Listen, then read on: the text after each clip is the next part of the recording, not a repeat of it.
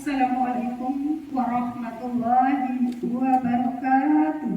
Waalaikumsalam warahmatullahi wabarakatuh. Kepada yang terhormat Ibu Kepala TK Pertiwi Kalisube, rekan-rekan guru yang kami hormati, marilah kita bersama-sama untuk hari ini dalam acara diseminasi aksi nyata budaya positif Banyumas Susiani JGP Angkatan 11 TK Pertiwi Kalisube, Kecamatan Banyumas, Kabupaten Banyumas. Sebelum acara kita mulai, marilah kita bersama-sama membaca lafal basmalah bersama-sama. Bismillahirrahmanirrahim. Acara selanjutnya adalah sambutan Kepala TK Pertiwi Kalisube. Bu Sudarti SPD AUD, disilahkan.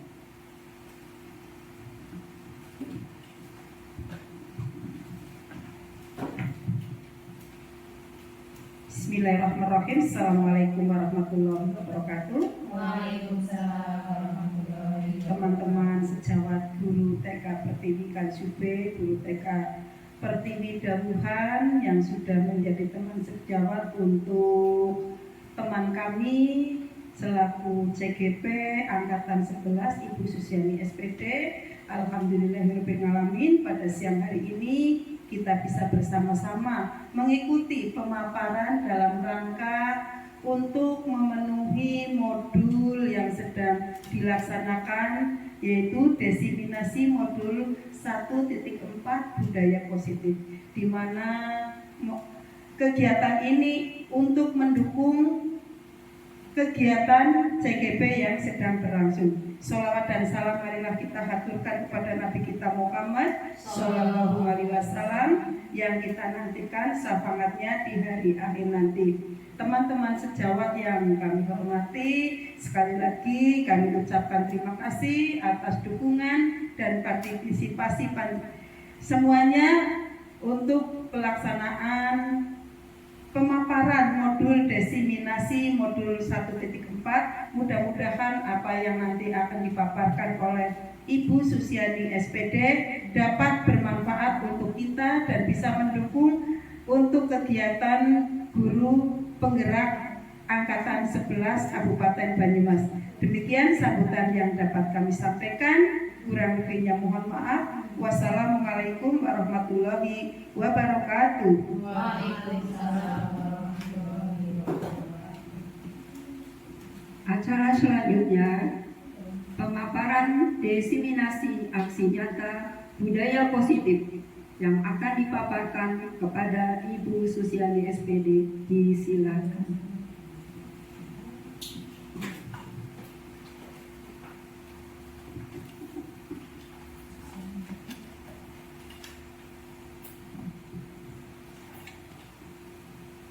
Assalamualaikum warahmatullahi wabarakatuh. Waalaikumsalam warahmatullahi wabarakatuh. Yang terhormat Ibu Sudarti SPD AUD selaku Kepala TK Pertiwi Kalisube, yang kami hormati pula rekan-rekan guru.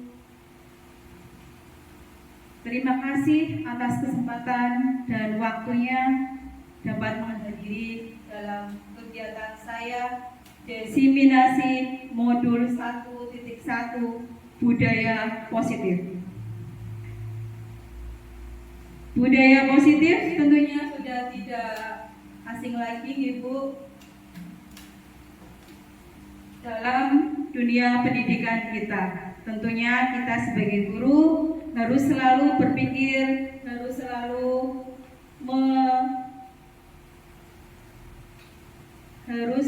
berpikir positif untuk anak-anak kita dalam mendidik anak-anak kita di sekolah kita. Ya, masih semangat ibu-ibu semuanya? Semangat. Terima kasih. Ya, tentulah kita tahu Bu, siapa itu Ki Hajar Dewantoro? Bapak? Ya, kita tahu Bapak Ki Hajar Dewantoro itu Bapak Pendidikan Nasional Indonesia. Tanpa adanya beliau, kita masih dalam masa dahulu. Tapi berkat beliau, tujuan beliau ini tentang tujuan pendidikan sangatlah bagus. Menurut Ki Hajar Dewantoro, tujuan pendidikan adalah menuntun segala kodrat yang ada pada anak-anak agar mereka dapat mencapai keselamatan dan kebahagiaan yang setinggi-tingginya, baik sebagai manusia maupun anggota masyarakat. Oleh sebab itu, tugas pendidik menuntun dan mengarahkan tumbuh kembang dan kekuatan kodrat yang ada pada anak. Di mana tentulah kita sudah tahu Ibu, semboyan Ki Hajar Dewantoro. Ada berapa Bu? Ada 3. Ya, sudah paham semuanya Nggih?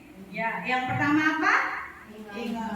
Ingar Sosung Tulodo. Yang kedua Ing Madyo Mangun Karso, dan yang ketiga Tuturi Handayani. Ya, yang pertama Ingar Sosung Tulodo.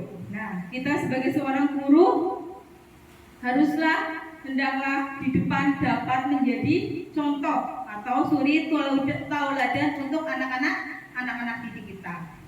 Di tengah dapat membangkitkan semangat, kemauan, niat dari peserta didik kita untuk semangat belajar, untuk semangat berkarya. Dan di belakang tugas kita sebagai guru harus mendorong, memberi dorongan atau memberi semangat agar dapat menuntun anak-anak kita mencapai keselamatan dan kebahagiaan yang setinggi-tingginya. Diibaratkan kita sebagai petani. Kita sebagai petani atau tukang kebun. Anak-anak diibaratkan biji tumbuhan ya Bu, yang disemai dan ditanam oleh petani di lahan yang telah disediakan. Kita sebagai guru di pendidikan, di sekolahan, kita harus menyiapkan sarana prasarana untuk anak-anak kita dapat tumbuh dan berkembang sebagaimana mestinya agar anak-anak dapat tumbuh menjadi manusia yang bahagia, yang selamat sebagai manusia maupun sebagai anggota masyarakat. Apa itu budaya positif Bu? Ada yang tahu? Nah, budaya positif di sekolah yaitu nilai dan kebiasaan di sekolah yang berpihak pada murid agar mereka dapat berkembang menjadi pribadi yang kritis, penuh hormat, dan bertanggung jawab sesuai dengan profil pelajar Pancasila. Konsep utama dari budaya positif. Yang pertama, perubahan paradigma belajar, disiplin positif, kebutuhan dasar manusia, teori motivasi perilaku, restitusi perilaku, kontrol guru, keyakinan kelas, dan segitiga restitusi. Perubahan paradigma belajar. Dalam membangun budaya positif di sekolah perlu menyediakan lingkungan yang positif, aman dan nyaman agar anak mampu berpikir, bertindak, dan mencipta dengan merdeka, mandiri, dan bertanggung jawab. Tentunya itu tujuan kita sebagai guru Ibu, anak-anak menjadi mandiri. Nah, selanjutnya dalam menciptakan budaya positif di sekolah tidak luput dari peran seorang pendidik, di mana guru memiliki peran untuk menuntun kodrat yang ada pada anak untuk menjadi manusia yang selamat seperti tujuan dari Ki Hajar Dewantoro yang menjadi tujuan kita juga di sekolah Ibu.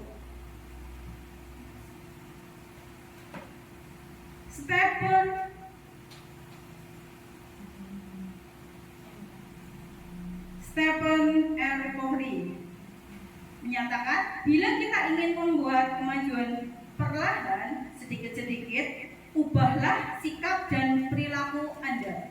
Nah, bukan hanya untuk saya pribadi Ibu, tapi kalau kita ingin berubah, ubahlah perlahan-lahan dulu. Nah, perlahan-lahan menjadi positif. Namun jika kita ingin mengubah cara-cara utama kita, maka kita perlu merubah kerangka acuan kita. Ubahlah bagaimana Anda melihat dunia, bagaimana Anda berpikir tentang manusia.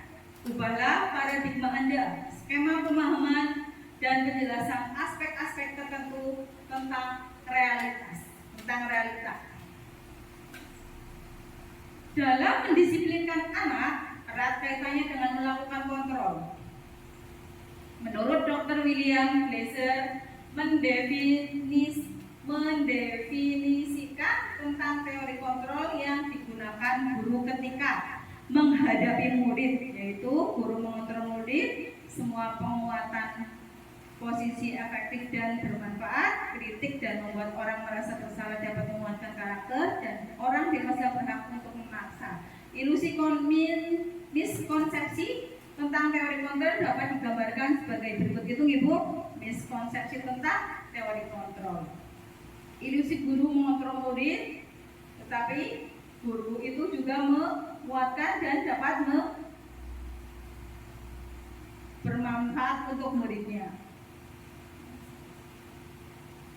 Budaya positif merupakan suatu cara untuk menciptakan budaya positif dengan menerapkan kedisiplinan yang mengajarkan anak untuk bertanggung jawab dan menumbuhkan kesadaran diri berdasarkan nilai-nilai kebajikan, di mana anak lebih dapat mengontrol diri dalam melakukan segala tindakan, sehingga anak memahami dan menyadari tindakannya berdasarkan motivasi internal, bukan akibat paksaan dan ujian atau hukuman.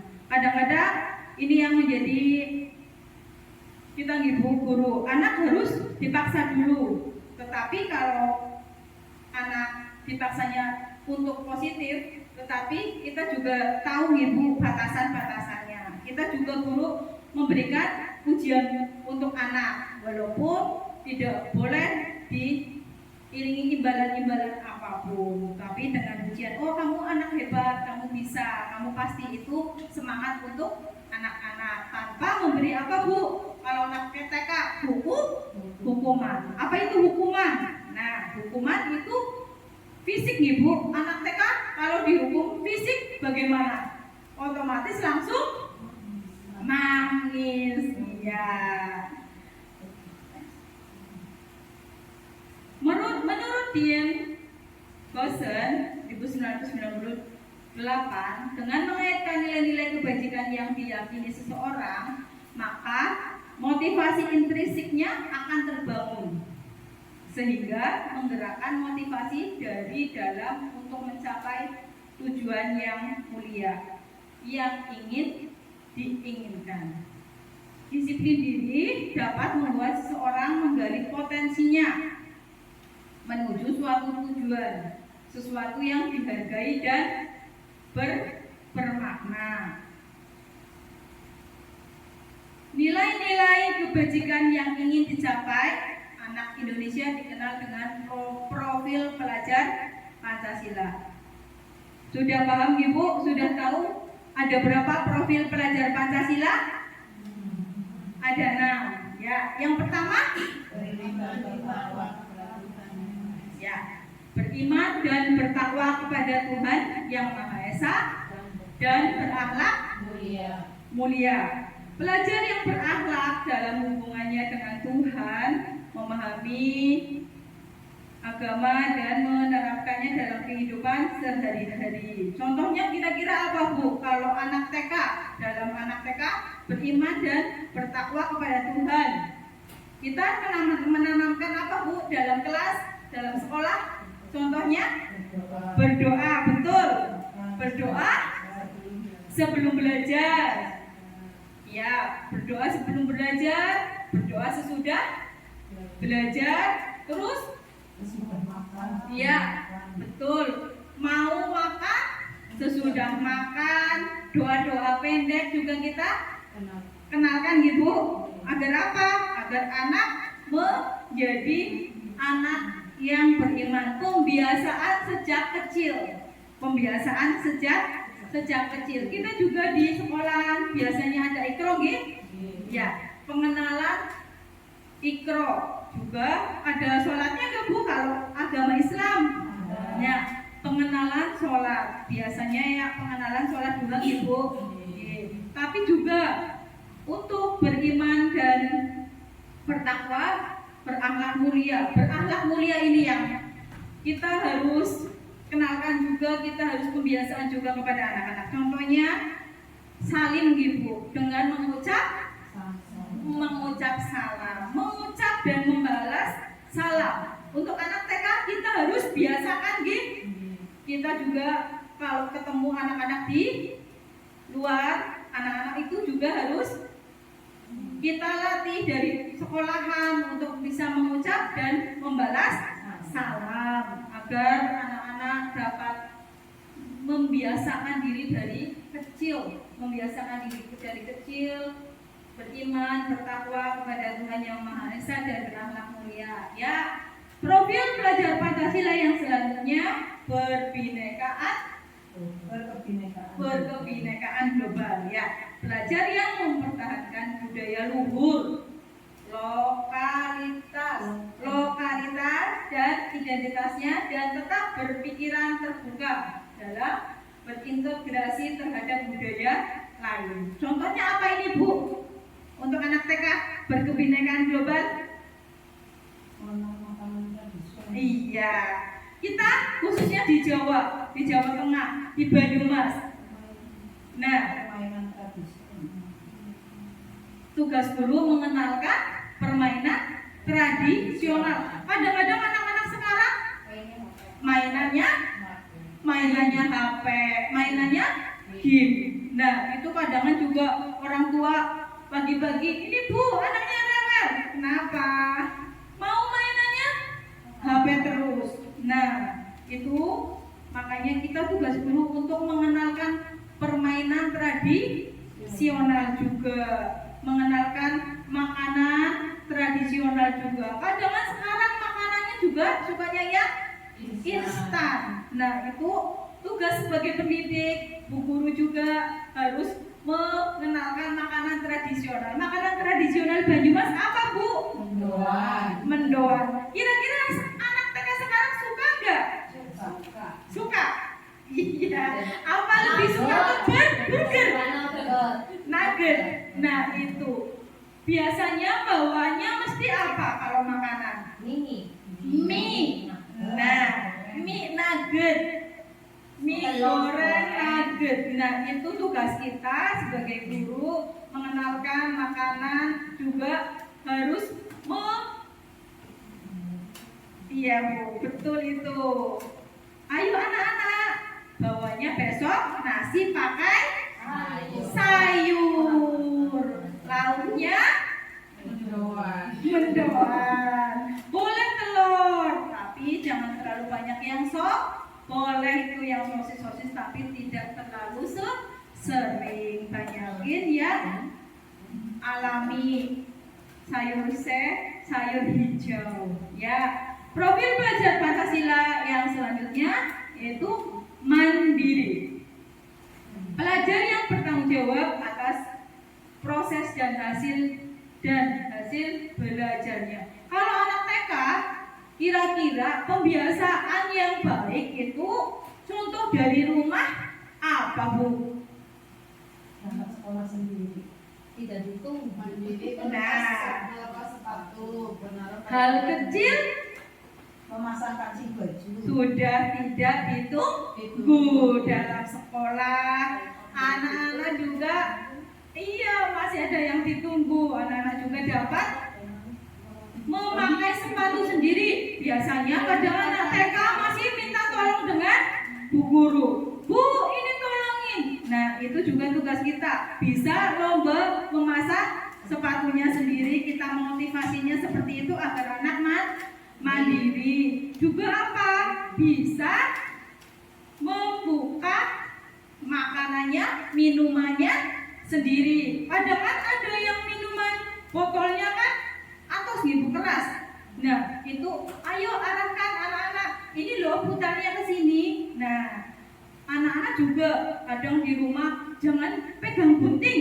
Nah, itu juga kita harus memberi semangat untuk anak-anak latihan gunting jajannya sendiri. Biasanya kan bawa jajan yang ciki-ciki di plastik itu. Nah, itu kita juga harus melatih kemandirian anak. Setelah itu nanti di dalam kelas anak bisa mandiri apa Bu? Ke kamar mandi sendiri, bisa kegiatan mandiri itu selanjutnya di rumah pun kita motivasi, kita semangati untuk di rumah juga mandiri, tidurnya, belajarnya dipandu oleh ibu, mengambil minumnya juga bisa kita motivasi untuk anak lebih mandiri lagi, makan sisiran begitu ibu. Nah, untuk profil pelajar Pancasila yang selanjutnya bernalar kritis. Pelajar yang bernalar kritis mampu secara objektif memproses informasi baik kualitatif maupun kuantitatif. Anak-anak berpikir bernalar kritis. Anak TK biasanya bagaimana Bu? Kita arahkan untuk bernalar kritisnya. Menyampaikan pesan dari Nah, sampai di rumah anak-anak bisa bercerita apa yang tadi dilaksanakan kegiatan di sekolah. Bisa menyampaikan pesan sederhana kepada ibu atau keluarga di rumah. Itu bernalar kritis ya, bergotong royong. Untuk anak TK bergotong royong kira-kira dalam hal apa? Nah, betul. Anak TK itu identik sekali masih bermain, tapi kadang anak-anak bermainnya berantakan. Tugas Bu Guru ini menstimulasi untuk anak-anak bergotong royong. Ayo bersihkan sampah, ayo mainannya dirapikan lagi, tempatkan lagi di pada tempatnya. Itu nanti anak-anak timbul gotong royong mulai dari kecil. Terus profil pelajar Pancasila yang selanjutnya kreatif. Pelajar yang kreatif mampu memodifikasi dan menghasilkan sesuatu yang orisinil, bermakna, bermanfaat dan berdampak. Nah, anak-anak dalam kelas kita, anak kecil, kita tugasnya guru TK harus membuat anak-anak semakin kreatif dengan pembelajaran. Biasanya pembelajaran apa yang menyenangkan anak-anak? Kita menggambar, menjahit, apalagi meroncai. Iya, meroncai manik-manik, meroncai dengan kertas. Banyak sekali hasil yang anak-anak dapat sesuai dengan kreativitasnya masing-masing juga. Anak kadang ada yang kreatif sekali anak-anak. Bu, aku udah dapat ini Bu ini. Nah, itu kreativitasnya sendiri-sendiri, tetapi sebagai guru harus memotivasi untuk lebih kreatif lagi. Nah, ini istilah kita dipaksa dulu nanti terbit. Pernah dengar Bu? Pernah. Kira-kira hal apa? Beribadah. Betul. Contoh untuk anak beribadah. Nah, yang tadi menyambung dari nilai beriman dan bertakwa untuk anak TK, setidaknya berdoa. Berdoa apa? Dipaksa dulu. Kadang anak-anak masih lari-lari, tapi kita motivasi, kita beri semangat. Kalau berdoa kepada Allah, posisinya harus bagaimana? Duduk, tangannya diangkat. Kita berdoa kepada Allah itu dipaksa dulu. Nanti kalau sudah timbul dari hati, dari motivasi yang sudah diberikan oleh guru, insya Allah nanti semakin terbiasa untuk berdoa yang baik. Teori Glaser mengidentifikasi 5 kebutuhan dasar, yaitu kebutuhan untuk bertahan hidup, kebutuhan akan cinta, kebutuhan akan kekuasaan, kebutuhan akan kebebasan, kebutuhan akan kesenangan. Teori motivasi perilaku manusia, motivasi eksternal, contohnya motivasi yang timbul untuk menghindari ketidaknyamanan atau hukuman. Motivasi yang timbul untuk mendapat imbalan atau penghargaan dari orang lain, itu motivasi eksternal. Kalau motivasi internal, motivasi yang timbul untuk menjadi yang mereka inginkan dan menghargai diri sendiri dengan nilai-nilai yang mereka percaya. Motivasi yang diharapkan, kira-kira motivasi apa, Bu? Motivasi eksternal atau motivasi internal? Iya, motivasi yang berasal dari dalam diri kita, agar tindakan yang kita ambil sesuai dengan apa yang kita inginkan. Untuk menciptakan budaya positif di sekolah, guru hendaklah dapat menuntun muridnya agar memiliki motivasi internal, agar penerapan nilai-nilai yang baik dapat dilaksanakan tanpa paksaan ataupun untuk mendapat imbalan dari orang lain. Tapi ini yang menjadi apa ini, Bu Guru ya? Kalau anak ini loh, kamu bintang enggak? Nah, anak-anak baru, aduh. Nah, ini tugas kita sebagai guru untuk menumbuhkan motivasi internal anak tersebut. Oh iya, aku harus bisa meronceng dengan dua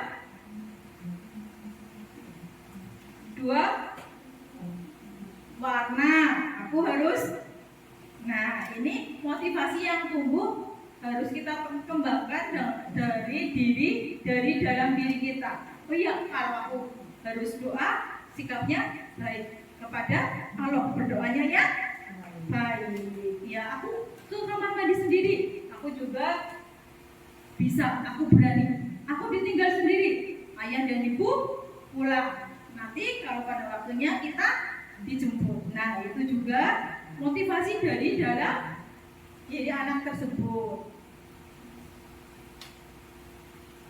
Nah, sekarang restitusi. Apa itu restitusi, Bu?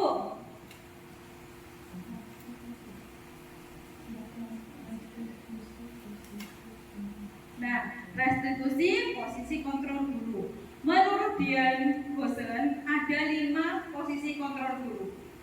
Yang pertama, sebagai penghukum. Yang kedua, membuat rasa bersalah. Yang ketiga sebagai teman, yang keempat sebagai pemantau, dan yang kelima manajer. Kira-kira kita sudah menjadi guru yang seperti apa, Bu? Kalau melihat menurut Dian Gosen ada 5 posisi kontrol guru. Teman. Sebagai teman. Kalau sebagai penghukum di anak TK, nanti kabur semua anak-anak TK-nya. Iya, karena anak-anak TK itu belum tahu, sebetulnya itu belum tahu. Ini keliru, ini salah. Tugas kita yang mengarahkan. Kadang-kadang kan begitu, Ibu, anak itu belum tahu. Nah, makanya dia berbuat seperti itu. Nah, tugas kita mengarahkan. Nah, ini 5 posisi kontrol guru. Yang pertama, penghukum. Biasanya patuhi aturan saya. Itu ada seperti itu. Awas orang manut. Kamu selalu saja salah. Kenapa sih salah? Nah, itu. Kenapa kamu salah? Kenapa kamu berbuat seperti itu? Nah, itu tidak bisa berlaku untuk anak TK. Nanti langsung nangis. Kadang kita harus anak-anak nangis. Nah, itu contoh sebagai penghukum. Nah, kalau kontrol guru sebagai pembuat orang merasa bersalah. Nah, ibu sangat kecewa sekali dengan kamu. Nah, gimana coba kalau orang tua kamu tahu kamu berbuat begini? Nah, jadi anak itu kayak, aduh aku salah, aku menjadi takut apa takut bu? Nah, itu membuat orang merasa bersalah. Nah, tapi lain, jika guru tersebut memiliki kontrol guru sebagai teman. Kalau sebagai teman, ayo bantulah demi bapak kamu. Terus ini, kamu pasti bisa ini. Seperti itu. Ya sudah, kali ini tidak apa-apa. Nanti ibu bantu bereskan. Ayo kita bereskan bersama-sama ya. Nah, itu posisi kontrol sebagai teman. Ya. Tapi terus ini sebagai monitor atau pemantau. Kira-kira bagaimana? Nah, memantau sesuai aturan. Apa yang telah kamu lakukan? Peraturannya apa? Jam 7 sudah harus berangkat kan? Sudah harus masuk kan? Sekarang jam berapa? Nah, misalkan anak itu telat. Nah, seperti itu. Jadi lebih ke mau aturannya bagaimana? Kenapa kamu tidak patuh dengan aturan itu? Berangkatnya jam berapa? Kalau kamu berangkatnya telat, sanksinya apa? Konsekuensinya apa? Kamu harus bagaimana? Sesuai peraturannya. Nah, itu posisi kontrol sebagai pemantau. Nah, kalau posisi kontrol sebagai manajer, apa yang kita yakini? Nah, kita kembali ke keyakinan kelas. Keyakinan kelas yang kita buat bersama-sama di kelas. Terus apa yang kamu meyakininya tentang keyakinan kelas tersebut? Jika kamu meyakininya, apakah kamu bersedia memperbaikinya? Jika kamu memperbaiki ini, hal ini menunjukkan apa tentang dirimu? Apa rencana kamu ke depan untuk bisa memperbaiki hal ini? Nah, itu lebih ke teman dekat, tetapi juga sesuai aturan, tetapi juga bisa mengeluarkan apa ini?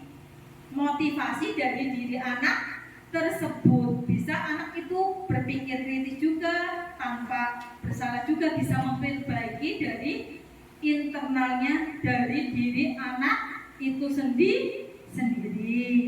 Nah, yang saya sharing, ayo kita dari 5 posisi kontrol di atas, posisi manakah yang sebaiknya diambil oleh seorang guru dalam menghadapi muridnya, terutama murid kita di TK?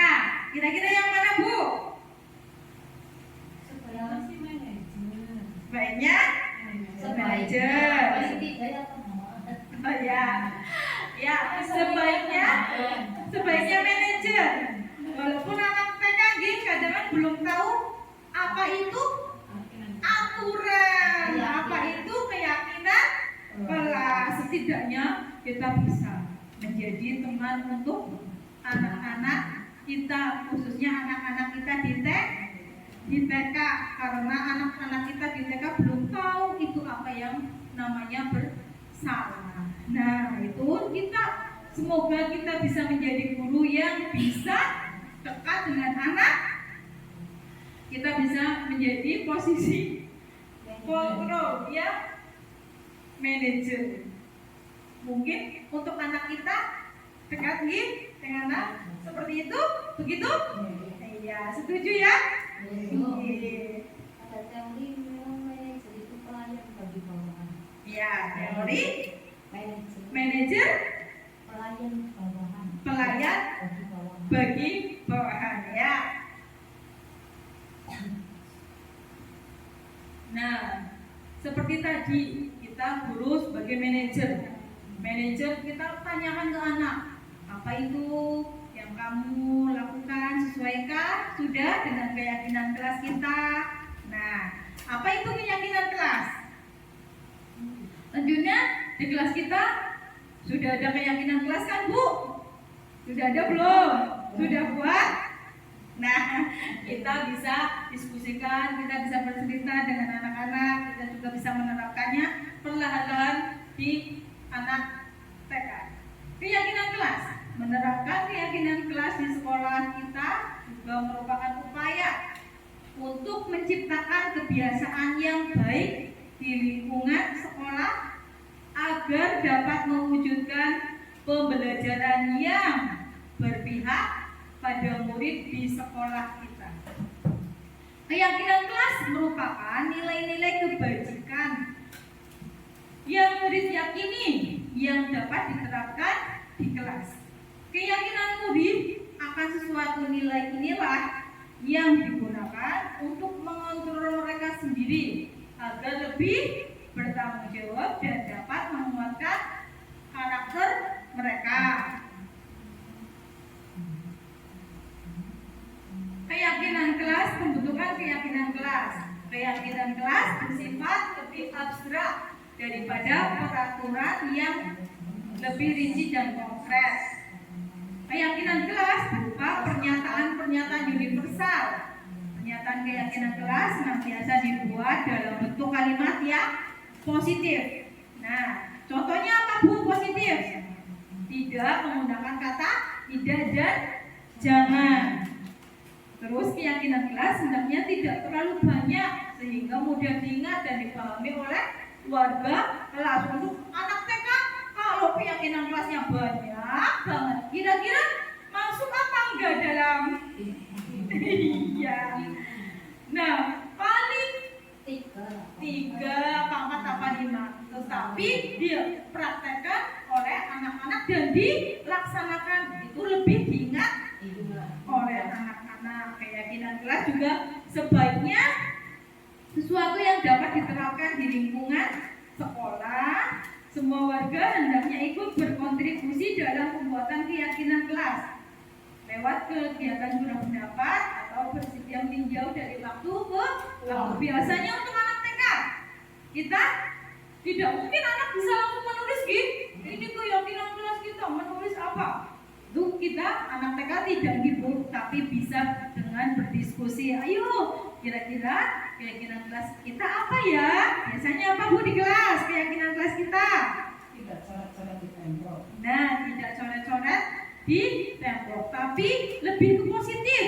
Berarti membuang sampah pada tempatnya. Ya, kalau tadi tidak mencoret-coret, tapi menggambar pada kertas misalkan, terus membuang sampah tadi, membuang sampah, iya tidak membuang sampah sembarangan, tapi ini lebih ke kalimat positif, tapi membuang sampah pada tempatnya, ya itu keyakinan kelas.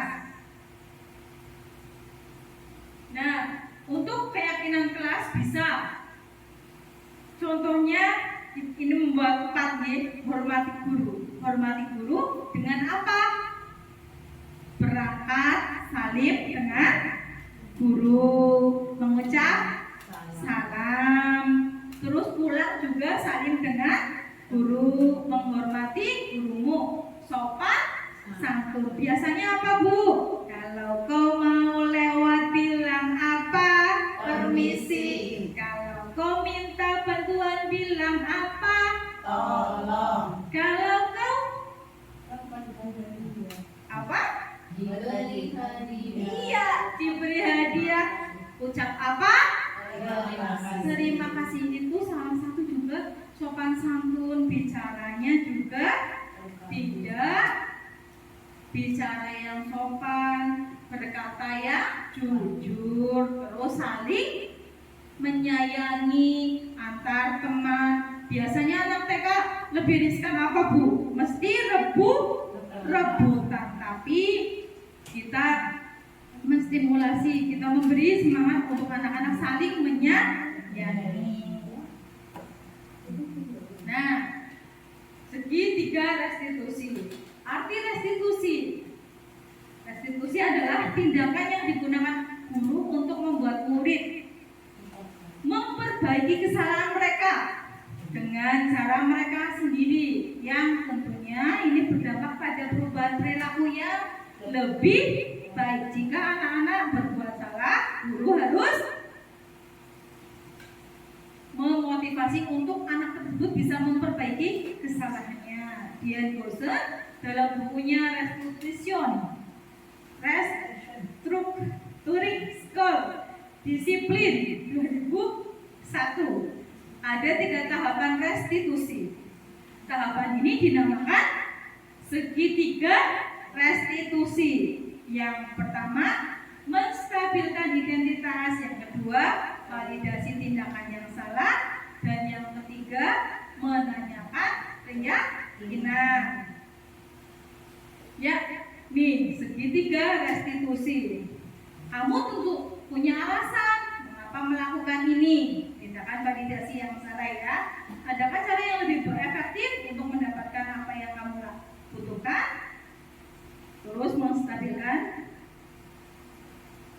identitas. Setiap orang pasti pernah melakukan kesalahan. Kamu bukan satu-satunya yang pernah melakukan ini. Nah, kalau menanyakan keyakinan A, kelas A, apa yang telah kita sepakati? Kamu ingin menjadi orang yang seperti apa? Nah, contoh restitusi di kelas. Ini kejadian kasus restitusi anak di kelas. Yang lain mengerjakan tugas, mewarnai. Kita lihat dulu Ibu.